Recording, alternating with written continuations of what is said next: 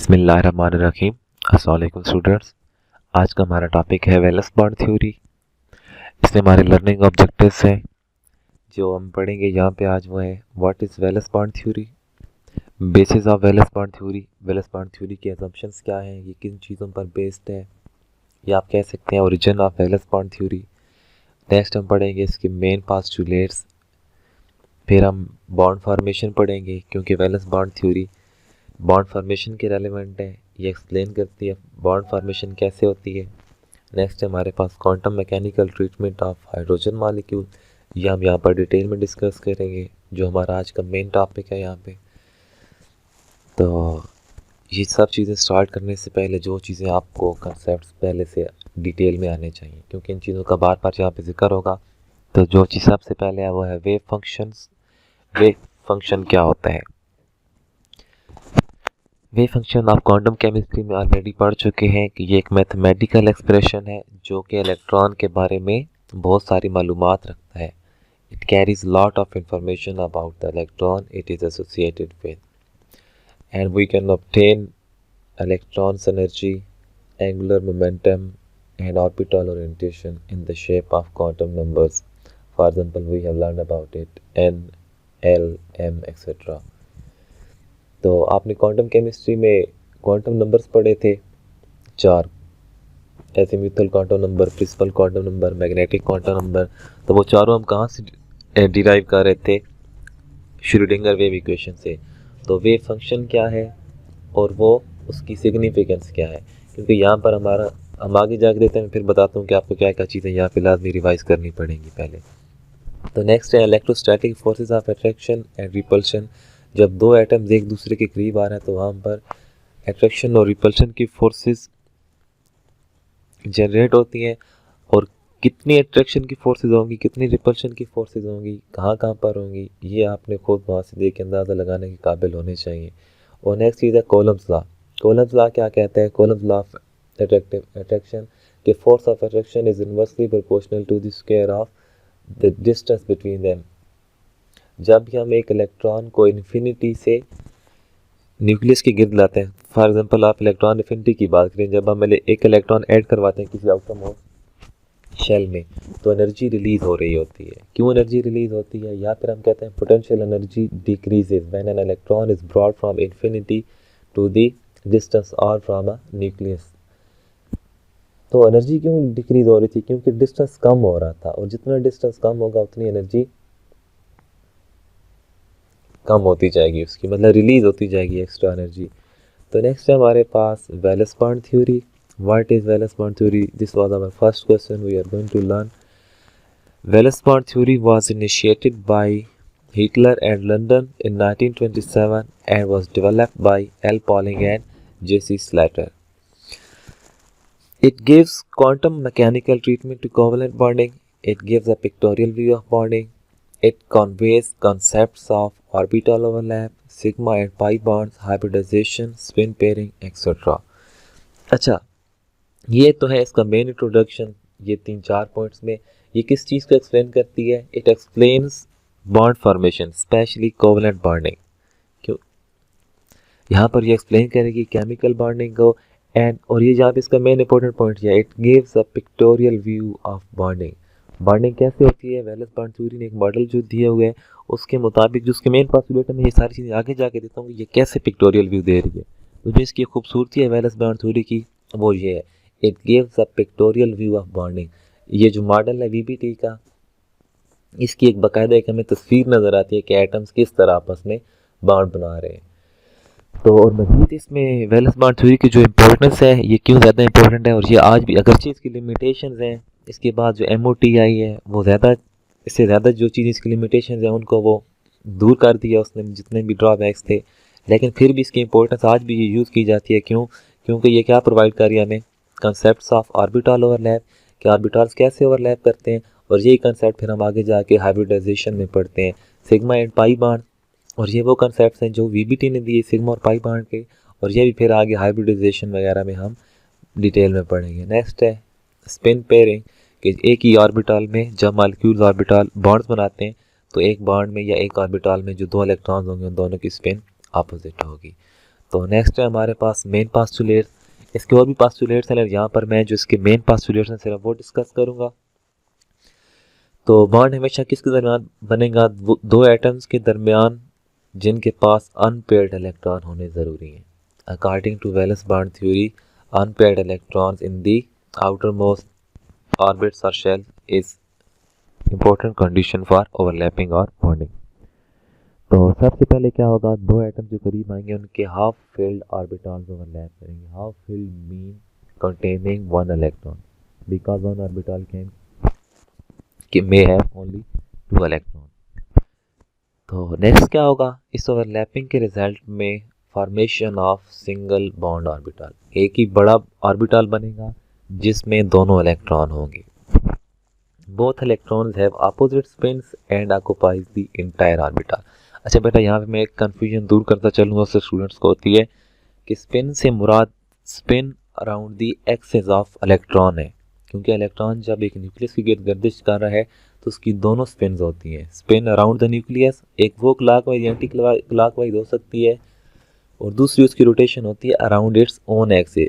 तो यहाँ पर जो एक ही ऑर्बिट में दो इलेक्ट्रॉन मूव कर रहे हैं तो उसकी स्पिन जब हम कहते हैं कि एक की क्लॉकवाइज होती है, एक एंटी क्लॉकवाइज, तो वो हम उसके एक्सिस के अराउंड की बात कर रहे होते हैं। तो अब जो एक नया ऑर्बिटल बन गया था, यहाँ पे हमने बोला ओवरलैपिंग के बाद, तो दोनों इलेक्ट्रॉन उसी में होंगे लेकिन उनकी स्पिन अपोजिट होगी। अब वही जो इलेक्ट्रॉन थे हमारे पास वो अब किसी एक एटॉमिक ऑर्बिटल का हिस्सा नहीं रहे, वो क्या हो गए हैं, जो मॉलिक्यूल के एक ऑर्बिटल बने सिंगल बॉन्ड ऑर्बिटल, उसका हिस्सा होंगे। और किसी टाइम पे दोनों इलेक्ट्रॉन एक के पास हो सकते हैं, एक एटम के पास, और किसी टाइम पे वो दोनों दूसरे के पास भी हो सकते हैं। तो नेक्स्ट पॉइंट है, the strength of covalent bond depends on the extent of overlapping. The strength of covalent bond depends upon the extent of overlapping. जितनी ज़्यादा ओवरलैपिंग होगी उतनी ही ज़्यादा कोवलेंट बॉन्ड की स्ट्रेंथ होगी, या फिर हम ये कह सकते हैं उतनी ज़्यादा बॉन्ड लेंथ कम होगी और उतनी ही ज़्यादा बॉन्ड एनर्जी होगी। तो जैसे कि वैलेंस बॉन्ड थ्योरी का नाम इंडिकेट करता है, only last postulate, only valence electrons are affected. जो इनर ऑर्बिट्स में इलेक्ट्रॉन हैं वो एज सच रहते हैं, सिर्फ जो अफेक्ट कर रहे हैं, जो बॉन्ड फॉर्मेशन में हिस्सा ले रहे हैं, वो कौन से इलेक्ट्रॉन्स हैं? वैलेंस शेल इलेक्ट्रॉन्स, और इसलिए इस थ्योरी का नाम है वैलेंस बॉन्ड थ्योरी। नेक्स्ट है इसके पास हमारे पास बॉन्ड फॉर्मेशन, क्योंकि वीबीटी करती क्या है, बॉन्ड फॉर्मेशन को एक्सप्लेन कर रही है, खास करके केमिकल बॉन्डिंग को। और इसमें हमने चीज़ क्या पढ़ी थी इंपॉर्टेंट, ऑर्बिटल्स का हाफ फील्ड होना ज़रूरी है। हाफ फील्ड ऑर्बिटल्स ओवरलैप करके क्या बनाते हैं? Single bond. तो ये इसकी बेसिस हैं। और जो इसके हमने ओरिजिन की बात की थी ना या बेसिस ऑफ वीबीटी, तो वो किस पर बेस करती है? On quantum mechanics. तो क्वांटम मैकेनिक्स को एक्सप्लेन करने के लिए ये दो थ्योरीज हैं, या फिर हम सिंपल वर्ड में ये कह सकते हैं valence bond theory and molecular orbital theory. ये दोनों थ्योरीज किसको एक्सप्लेन करती हैं? इनकी जो बेसिस हैं वो क्वांटम मैकेनिकल अप्रोचेज हैं। तो सबसे पहले हम देखते हैं बॉन्ड फॉर्मेशन कैसे होती है। ये यहाँ पे हमारे पास एक एटम है हाइड्रोजन का HA, और यहाँ पे ये दूसरा एटम है HB। अब ये क्या है, यहाँ पर एक दूसरे से बहुत दूर है, अभी तक इनका कोई अट्रैक्शन नहीं है एक दूसरे के दरमियान। अब देखें, ये मैंने एरो ड्रा किए, ये दोनों एटम एक दूसरे के जब करीब आना शुरू होते हैं, जब डिस्टेंस इनके दरमियान कम होना शुरू होगा तो यहाँ पर मुख्तलिफ इलेक्ट्रोस्टैटिक फोर्सेस जनरेट होंगी। तो अब देखते हैं यहाँ पर कौन कौन सी इलेक्ट्रोस्टैटिक की फोर्सेस होंगी। यहाँ पर सबसे पहले तो ये इलेक्ट्रॉन और इस इलेक्ट्रॉन के दरमियान क्या कौन सी फोर्सेस होंगी हमारे पास? फोर्सेस ऑफ रिपल्शन, क्योंकि सेम चार्ज के दरमियान कौन सी फोर्सेस होंगी? रिपल्शन की। और नेक्स्ट एक तो यहाँ पर हमारे पास फोर्सेस ऑफ रिपल्शन है, दूसरा इसका न्यूक्लियाई इसके न्यूक्लियाई को रिपेल करेगा, positive charges repel each other. तो यहाँ पर भी क्या होंगी? Electrostatic forces of repulsion. लेकिन अब अट्रैक्शन की फोर्सेस देखते हैं। Nuclei of one atom attracts the electrons of other atom. In the same way nuclei of this atom will attract the electrons of this atom.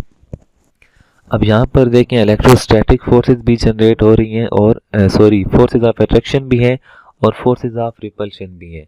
लेकिन जैसे जैसे electron एक दूसरे के करीब आते हैं तो यहाँ पर देखें ये ओवरलैपिंग करते हैं। तो जब ओवरलैप करते हैं तो दोनों के पास जो वैलेंस इलेक्ट्रॉन्स थे अब ओवरलैपिंग के बाद दोनों इलेक्ट्रॉन्स यहाँ पे, अभी मैं क्योंकि डायग्राम बना रहा हूँ एक मॉडल में, हम इनको इधर लोकलाइज करें, वैसे तो ये लोकलाइज नहीं होते, ये क्या होते हैं, इस पूरे ऑर्बिटल में डी लोकलाइज्ड है।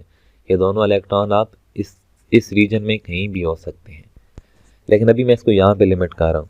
अब लेट्स सपोज यहाँ पे ये दोनों इलेक्ट्रॉन है, हमारे पास जो चार्ज डेंसिटी है वो यहाँ पर मौजूद है, मैंने इसको नेगेटिव चार्ज ऊपर भी लिख दिया है, नेगेटिव चार्ज नीचे, मीन्स यहाँ पे इलेक्ट्रॉन डेंसिटी है।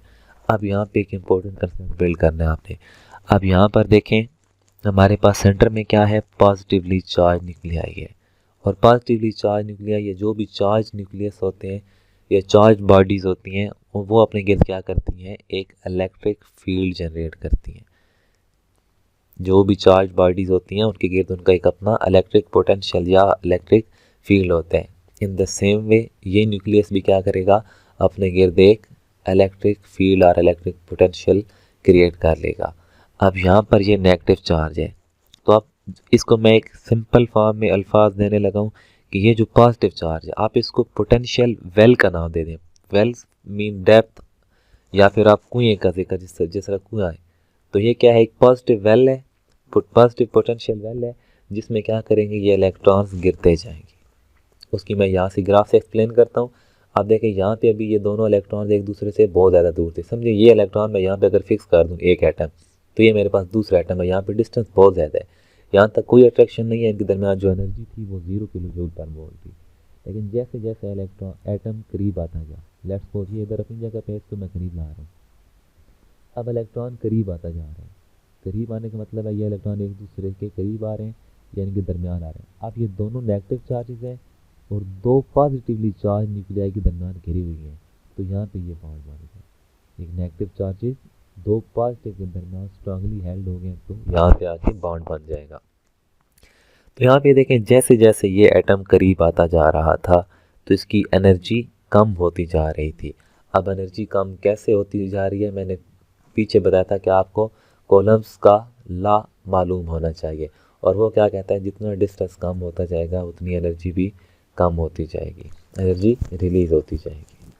तो यहाँ पे देखें वो नीचे आता जा रहा है, यहाँ पर जब यहाँ पर वो आता है ना, तो यहाँ पर एक मैक्सिमम मिनिमम पॉइंट है जहाँ तक एनर्जी कम होती है। यहाँ पर इसकी एनर्जी, इतनी एनर्जी रिलीज़ होगी -458 किलो जूल पर मोल। एनर्जी रिलीज़ होने से क्या मुराद है कि इसकी टोटल पोटेंशियल एनर्जी क्या होगी, डिक्रीज़ होती जाएगी। और जब डिक्रीज़ होती है तो जिसके पास पहले एनर्जी थी ना, समझिए 458 किलो जूल पर मोल एनर्जी उसने इमिट की है, रिलीज़ कर दी है, लेकिन अब यहाँ फिर लाइन ऊपर जा रही है। इससे क्या मुराद है, आप देखें जो भी है इलेक्ट्रॉन एक दूसरे के करीब आ रहे हैं, दोनों के ऊपर नेगेटिव चार्जेस हैं, तो वो एक दूसरे को रिपेल तो करते हैं। ये वो पॉइंट था जब फोर्सेस ऑफ अट्रैक्शन और फोर्सेस ऑफ रिपल्शन बैलेंस हो गई थी। लेकिन अगर हम इससे मज़ीद आएंगे तो ये दोनों न्यूक्लियाई एक दूसरे को रिपेल कर सकते हैं और ये इलेक्ट्रॉन्स भी एक दूसरे को रिपेल करेंगे। और जब मज़ीद इससे हम करीब करने की कोशिश करेंगे तो इलेक्ट्रॉन्स एक दूसरे को रिपेल करते हैं और रिपल्शन की वजह से फिर मज़ीद एनर्जी इसकी बढ़ती जाती है, और एक टाइम आता है कि वो फिर एक दूसरे से दूर धकेल देते हैं।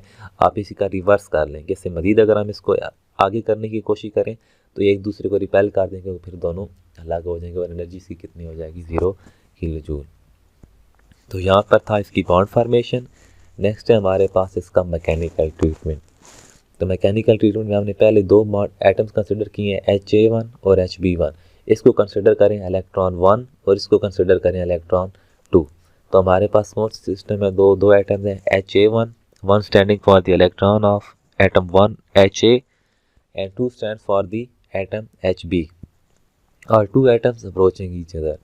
Psi A1 and psi B2 are two separate wave functions of HA and HB atoms respectively. हमको ये चीज़ पता है कि वेव फंक्शन क्या होता है। वेव फंक्शन क्या होता है, वो किसी भी एक एटम के स्ट्रक्चर में किसी एक इलेक्ट्रॉन के मुकम्मल इंफॉर्मेशन रखता है। एक साई क्या है, एक इलेक्ट्रॉन का पूरी क्वांटम जितने भी सेट्स हैं, जितनी उसकी वैल्यूज़ हैं, वो कहाँ पर पाया जाता है, उसकी एनर्जी क्या है, उसका एंगुलर मोमेंटम कितना है, वो सारी इन्फॉर्मेशन किस में होती है, इस एक साई में, इस वेव फंक्शन में।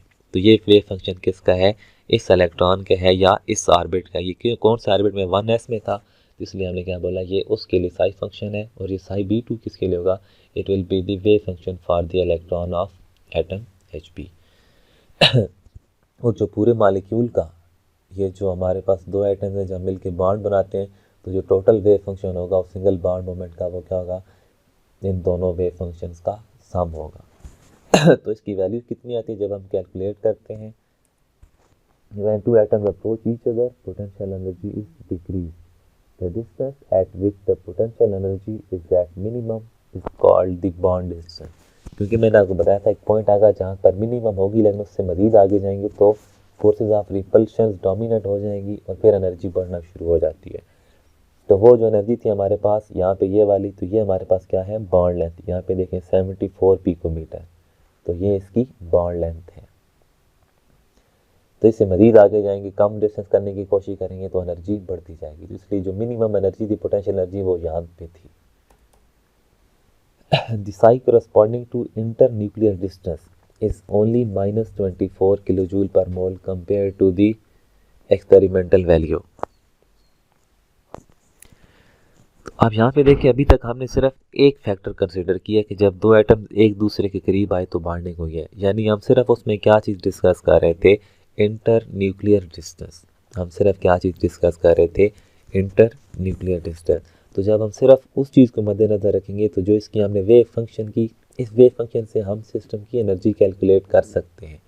और ये कैसे होती है, ये क्वांटम मैकेनिक्स का डिटेल में उधर डिस्कस हुआ होगा फिजिकल केमिस्ट्री में, तो आप वहाँ से ये चीज़ें पढ़ सकते हैं। लेकिन अभी यहाँ पे ये ज़रूरत नहीं है, हम सिर्फ यहाँ पे सिर्फ हमें मैथमेटिकली पता होना चाहिए कि वेव फंक्शन एनर्जी कैलकुलेट करने के लिए यूज़ होता है। उसकी जो एनर्जी कैलकुलेट हुई थी वो कितनी थी, -24 किलो जूल पर मोल। लेकिन जो कि इसकी एक्सपेरिमेंटल वैल्यू है वो 458 किलो जूल पर मोल है। जो इसकी एक्सपेरिमेंटल वैल्यू है वो 458 किलो जूल पर मोल है। और ये तकरीबन फिर उसका 5 to 6% बन रही है ये टोटल एनर्जी। तो ये एनर्जी बहुत कम है। इसका मतलब है कि हमें कुछ और चीज़ें ऑब्ज़र्व करनी पड़ेंगी या कंसिडर करनी पड़ेंगी ताकि हम 458 के करीब पहुँचें। तो मज़ीद आगे जाते हैं। आप देखें उसमें बहुत सारे जो फैक्टर्स हैं हम बारी बारी डिस्कस करेंगे। सबसे पहले एक्सचेंज ऑफ इलेक्ट्रॉन। जब हमने बात की थी कि एक सिंगल बॉन्ड ऑर्बिटल बन जाता है दोनों एटम से तो इलेक्ट्रॉन्स एक्सचेंज हो सकते हैं। ये 1 इलेक्ट्रॉन अगर इसके पास है एक टाइम पे तो दूसरे टाइम पे इलेक्ट्रॉन H1 Hb के पास होगा और ये H2 Ha के पास होगा। जो H1 का इलेक्ट्रॉन था वो Hb के पास जा सकता है और Hb का इलेक्ट्रॉन Ha के पास आ सकता है। तो ये दो इक्विवेलेंट स्ट्रक्चर हैं 1 और 2 और इन दोनों के लिए फिर हम अलग से वेव फंक्शन लिखेंगे। तो wave function for this equation, अब ये मालिक्यूल है तो हम psi1 कह रहे हैं, total wave function for molecule in this structure is equal to this one. तो ये हमारे पास है। नेक्स्ट इसी तरह psi2 हमने लिख ली है। अब जो ट्रू वेव फंक्शन है, the true wave function can be calculated by linear combination. अब हमने टोटल जो वेव फंक्शन निकालना है वो क्या होगा, इन दोनों का सम होगा, psi1 एंड psi2 का। तो यहाँ पे C1 और C2 क्या है, ये कंबाइनिंग कोफिशिएंट है, मिक्सिंग कोफिशिएंट आप इसको बोल सकते हैं। C is mixing coefficient of two atoms और कंबाइनिंग कोफिशिएंट। अब मिक्सिंग कोफिशिएंट से क्या मुराद है, दो एटम्स आके एक दूसरे के साथ ओवरलैप हो रहे हैं। अगर वो दोनों सिमेट्रिकली एक दूसरे से ओवरलैप करें, सिमेट्रिकली मीन कि दोनों का इक्वल पार्ट्स हो, तो हम इसकी वैल्यू लिखेंगे 1 और इसकी वैल्यू क्या हो सकती है ±C2। अगर इसकी वैल्यू 1 हो तो फिर क्या हो जाएगा, ये 1 इधर पुट करें तो psi1 + psi2 आ जाएगा। तो यहाँ पे S है, S स्टैंड फॉर सिमेट्रिकल। अगर तो ये psi s किसके लिए स्टैंड कर रहा है कि जो कंट्रीब्यूशन है दोनों एटम्स की वो इक्वल है, या फिर आप इन अदर वर्ड वी में से there is symmetrical contribution of both atoms. तो अब जब हमने इसकी हमने वैल्यू निकाली, ये सारी वैल्यूज पुट करने के बाद जो साई की टोटल वैल्यू आई वो कितनी आई थी, -303 किलो जूल पर मोल एट 87 पिकोमीटर। डिस्टेंस कितना था मिनिमम 87 पिकोमीटर और एनर्जी कितनी थी 303। अब ये क्या है, वो पॉइंट जिस पे पोटेंशियल एनर्जी मिनिमम थी और वो कितनी थी -303 किलो जूल पर मोल। लेकिन एक्सपेरिमेंटल वैल्यू कितनी थी 458 किलो जूल पर मोल, ये उससे बहुत ज़्यादा कम है। तो इसलिए हमें कुछ और फैक्टर्स मद्देनज़र रखने पड़ेंगे। तो नेक्स्ट है screening effect and polarisation. Screening effect क्या है, जब दो इलेक्ट्रॉन इकट्ठे मौजूद हैं तो इलेक्ट्रॉन्स एक दूसरे को शील्ड कर रहे हैं, तो एक इलेक्ट्रॉन की वजह से दूसरे इलेक्ट्रॉन पे न्यूक्लियस का इफेक्ट कम हो जाता है, जो उसके इफेक्टिव चार्ज था वो कम हो जाता है पुल। तो स्क्रीनिंग की वजह से जी इफेक्टिव चार्ज कम होगा और इस चार्ज की वजह से वो इलेक्ट्रॉन इजीली पोलराइज हो जाएगा या डीलोकलाइज थोड़ा ज़्यादा हो जाएगा, जिसकी वजह से पोलराइजेबिलिटी थोड़ी हमारी होती है। पोलराइजेबिलिटी क्या है या पोलराइजेशन क्या है कि दोनों इलेक्ट्रॉन एक ही एटम के पास चले जाएं, 1 and 2 both moves towards atom H1, and when both atoms will move toward the atom H1 there will come negative charge। अब क्योंकि यहाँ पे इलेक्ट्रॉन इसका इलेक्ट्रॉन भी उसके पास चला गया, जब इलेक्ट्रॉन की कमी होती है तो पॉजिटिव चार्ज आ जाता है और जब इलेक्ट्रॉन की एक्सेस होती है तो नेगेटिव चार्ज। तो यही केस उल्ट भी हो सकता है, दोनों इलेक्ट्रॉन Hb के पास चले जाएंगे तो नेगेटिव चार्ज यहाँ पे आ जाएगा और पॉजिटिव चार्ज यहाँ पे रह जाएगा। तो इसके लिए साई फंक्शन वेव फंक्शन लिख लें साई 3, तो ये मैंने लिख लिया, इसलिए साई 4 के लिए ये यहाँ पे लिख दिया गया। अब जो टोटल वेव फंक्शन होगा पूरे मालिक्यूल के लिए वो क्या होगा, साई 1 प्लस साई 2, जो हम पीछे पढ़ चुके हैं। यहाँ पे ये देखें साई 1 साई 2 की वैल्यूज़ हम पुट करेंगे। नेक्स्ट हमने क्या किया साई 3 और साई 4 के लिए।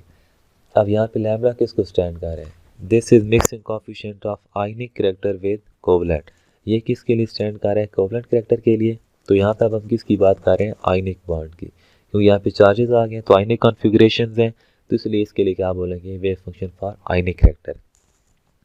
अगर लैम्डा की वैल्यू 0 होगी तो इसका मतलब होगा मालिक्यूल 100% कोवलेंट है, क्योंकि कोई भी मालिक्यूल 100% कोवलेंट या 100% आयनिक नहीं होता, तो इसलिए इसकी वैल्यू हमें फाइंड करना पड़ेगी।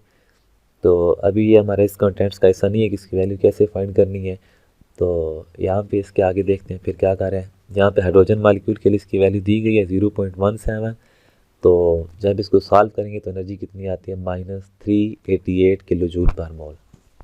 अभी भी एनर्जी बढ़ तो गई है लेकिन फिर भी एक्सपेरिमेंटल वैल्यू से काफ़ी कम है। तो मज़ीद अगर हम जो हमारे पास आयनिक के लिए वेव फंक्शन था साई 3 एंड साई 4, या जो स्क्रीनिंग वाले इफेक्ट्स हमने पढ़े, अगर मज़ीद इनकी वैल्यूज़ रिफाइनमेंट्स हम करें या मज़ीद इनको अच्छे से लिखें तो हमारी वैल्यू कहाँ तक पहुँच जाती है, -433 किलो जूल पर मोल। लेकिन ये भी हमारे कंटेंट्स का ऐसा नहीं है, तो उसकी डिटेल में नहीं जाएंगे, तो हम सिर्फ यहाँ तक लिमिटेड रहते हैं कि ये कैसे होते हैं। अच्छा, यहाँ पे एक दो रीज़न रह गया, मैं बताना भूल गया हूँ कि ये चीज़ें बढ़ने से स्क्रीनिंग इफेक्ट, पोलराइजेशन या फिर एक्सचेंज ऑफ इलेक्ट्रॉन काउंट करने से एनर्जी कैसे बढ़ रही थी। देखें, जब चार्जेस डेवलप हो जाते हैं, जब इलेक्ट्रॉन्स दोनों एक साइड मूव कर गए या इधर से उस साइड मूव कर गए, तो नेगेटिव और पॉजिटिव चार्जेस जनरेट हो रहे हैं। जब नेगेटिव और पॉजिटिव चार्जेस जनरेट होंगे तो फोर्सेस ऑफ अट्रैक्शन बढ़ेंगी। जब फोर्सेस ऑफ अट्रैक्शन बढ़ेंगी तो बॉन्ड लेंथ कम होगी। जब बॉन्ड लेंथ कम होगी तो बॉन्ड एनर्जी बढ़ेगी, और ये हम यहाँ पे देख रहे हैं कि बॉन्ड एनर्जी बढ़ती जा रही है।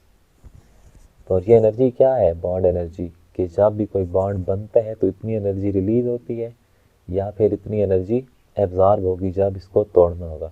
तो एक्सपेरिमेंटल वैल्यू है हमारे पास -458 किलो जूल पर मोल, मीन्स कितनी एनर्जी हमारे पास रिलीज होगी। तो मज़ीद हम जब रिफाइनमेंट्स करते हैं तो हम 433 तक पहुंच जाते हैं, जो कि डिफरेंस बहुत कम है। और मज़ीद जो चीज़ें हैं फिर वो अगली थ्योरी एक्सप्लेन करती हैं, और इसी थ्योरी का जो अगला टॉपिक है explanation of geometries of different molecules and ions, वो हम इंशाल्लाह नेक्स्ट लेक्चर में पढ़ेंगे। शुक्रिया।